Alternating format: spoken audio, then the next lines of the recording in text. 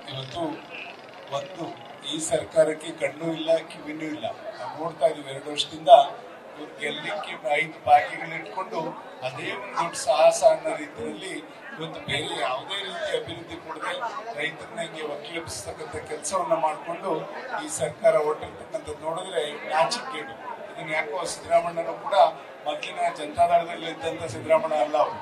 ಈ ಕಣ್ಣು ಕಾಣಿಸ್ತಾ ಇಲ್ಲ, ಕಿವಿನೂ ಕೇಳಿಸ್ತಾ ಇಲ್ಲ ಅವ್ರು ಹೆಂಗೊತ್ತ ಕಾಲ ತಳ್ಳಿದ್ರೆ ಸಾಕು ಅನ್ನೋ ರೀತಿಗೆ ಅವ್ರು ನಡ್ಕೊಂತಾ ಇರ್ತಕ್ಕಂಥದ್ದು ನೋಡಿದ್ರೆ ಅದರಲ್ಲಿ ನಿಮ್ಮ ಜಿಲ್ಲೆಯ ನಾಯಕರೇನಿದ್ದಾರೆ ಅವ್ರಿಗೆ ಅವ್ರ ದರ್ಪ ಹೇಳಿಕ್ತಿರೋದು ಆ ರೀತಿನಲ್ಲಿ ಅವ್ರು ನಡ್ಕೊತಾ ಇರ್ತಕ್ಕಂಥದ್ದು. ಅವ್ರ ಹಾವಭಾವ ನೋಡಿದ್ರೆ ಯಾರು ಏನು ಮಾಡ್ಕೊಳ್ಳಿ, ರಾಮಣ್ಣ ಹೇಳಿದ್ದನ್ನು ಕೇಳಿಸ್ಕೊಂಡ್ರೆ ರೈತರು ಏನಾದ್ರು ಮನ್ಸು ಮಾಡಿದ್ರೆ ಏನ್ ಬೇಕಾದ್ರೂ ಮಾಡ್ತಾರೆ ಅಂತಕ್ಕಂಥದ್ದು ಅವ್ರು ಇನ್ನೂ ಕೂಡ ಅರ್ಥಕೊಂಡಿದಾರೋ ಇಲ್ಲೋ ಗೊತ್ತಿಲ್ಲ. ಅವ್ರಿಗೆ ಅಧಿಕಾರ ಕೊಟ್ಟವ್ರೆ, ಜನ ಅಧಿಕಾರ ಕೊಟ್ಟಾಗ ಎಷ್ಟು ತಗ್ಗಿ ಬಗ್ಗೆ ಹೋಗ್ಬೇಕು ಅನ್ನೋದು ಒಂಚೂರು ಕೂಡ ಅವ್ರಿಗಿಲ್ಲ. ಇದು ನೋಡಿದ್ರೆ ಎಲ್ಲೆಲ್ಲಿ ಅವ್ರಿಗೆ ಜಮೀನ್ ಸಿಗ್ತದೆ, ಎಲ್ಲಿ ಕಬಳಿಸಬಹುದು ಇಷ್ಟೇ ಯೋಚನೆ ಮಾಡ್ತಾ ಇದಾರೆ. ಬಿಟ್ರೆ ಇವತ್ತು ಕಾಂಗ್ರೆಸ್ ಸರ್ಕಾರದಲ್ಲಿ ಎಲ್ಲದಕ್ಕೂ ಕೂಡ ಹಣ, ದುಡ್ಡು ದುಡ್ಡು ದುಡ್ಡು. ಒಂದು ಗ್ರಾಂಟ್ ತಗೋಬೇಕಾದ್ರೂ ದುಡ್ಡು, ಒಬ್ಬ ಯಾರ್ದಾರು ಜಮೀನ ಕಬಳಿಸ್ಬೇಕು ಅನ್ನೋದು ಇದೇ ಅವ್ರ ಆಲೋಚನೆ. ಬಿಟ್ರೆ ಇದಕ್ಕೆ ನೀವೆಲ್ಲರೂ ಕೂಡ ತಕ್ಕ ಪಾಠವನ್ನು ಕಲಿಸ್ಬೇಕು ಅಂತಕ್ಕಂಥದ್ದು. ಈಗಾಗಲೇ ನಾವು ಈ ವಿಚಾರದ ಬಗ್ಗೆ ಹೋದ್ಸಲ ಸದನದಲ್ಲಿ ನಾವು ಪ್ರಶ್ನೆಯನ್ನು ಕೂಡ ಹಾಕಿದ್ದು, ಮಂಜಣ್ಣ ಬರ್ಕೊಟ್ಟಿದ್ರು, ಹಾಕಿದ್ರು. ಅವರು ಯಾವ ಪ್ರಶ್ನೆಗಳಿಗೂ ಕೂಡ ಉತ್ತರ ಕೊಡ್ಲಿಲ್ಲ. ಈ ಸಲ ಬರೀ ಬಿಲ್ಗಳು ಪಾಸ್ ಮಾಡ್ಕೊಳ್ಳೋದಕ್ಕಷ್ಟೇ ಸದನ ಕರೆದಂಥದ್ದು 10 ದಿವಸ. ಈ ತರ ಮಾಡಿ ಯಾವುದೇ ಒಂದು ರೈತರ ಸಮಸ್ಯೆಗಳಿಗೆ ಅವರು ಗೌರವ ಕೊಡದ ರೀತಿಯಲ್ಲಿ ಸದನವನ್ನ ನಡೆಸ್ತಕ್ಕಂಥದ್ದು ಎಲ್ಲ ಕೂಡ ನಾವು ನೋಡಿದೀವಿ. ಆದ್ರಿಂದ ನೀವ್ಯಾರು ಕೂಡ ವಿಚಲಿತರಾಗಬೇಡಿ.